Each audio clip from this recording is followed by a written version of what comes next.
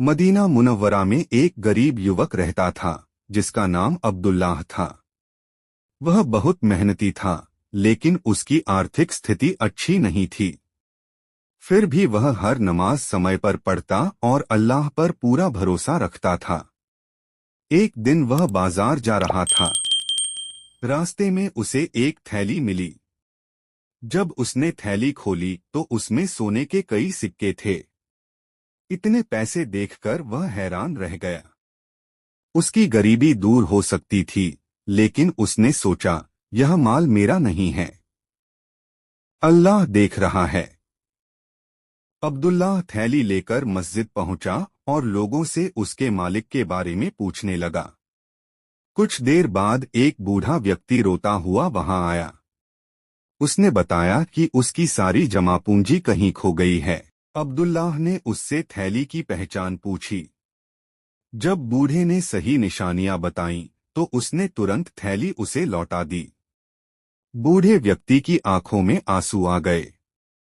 उसने कहा, बेटा, तुम चाहते तो यह धन अपने पास रख सकते थे, लेकिन तुमने ईमानदारी दिखाई।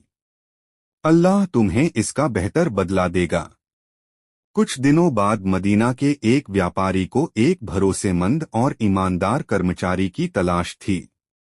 लोगों ने अब्दुल्लाह की ईमानदारी का किस्सा उसे सुनाया। व्यापारी ने अब्दुल्लाह को अपने साथ काम पर रख लिया। अब्दुल्लाह ने पूरी लगन और सच्चाई से काम किया। धीरे धीरे उसका सम्मान बढ़ता गया। कुछ वर्षों में वह स्वयं एक सफल व्यापारी बन गया। उसके पास धन भी आया और इज्जत भी, लेकिन उसने कभी घमंड नहीं किया। वह हमेशा कहता था, जो कुछ मिला है वह अल्लाह की रहमत और ईमानदारी की बरकत है। एक दिन वही बूढ़ा व्यक्ति उससे मिलने आया। उसने मुस्कुराकर कहा, बेटा, याद है वह दिन जब तुमने मेरी थैली लौटाई थी? उस समय तुमने अल्लाह के लिए एक सही फैसला किया था।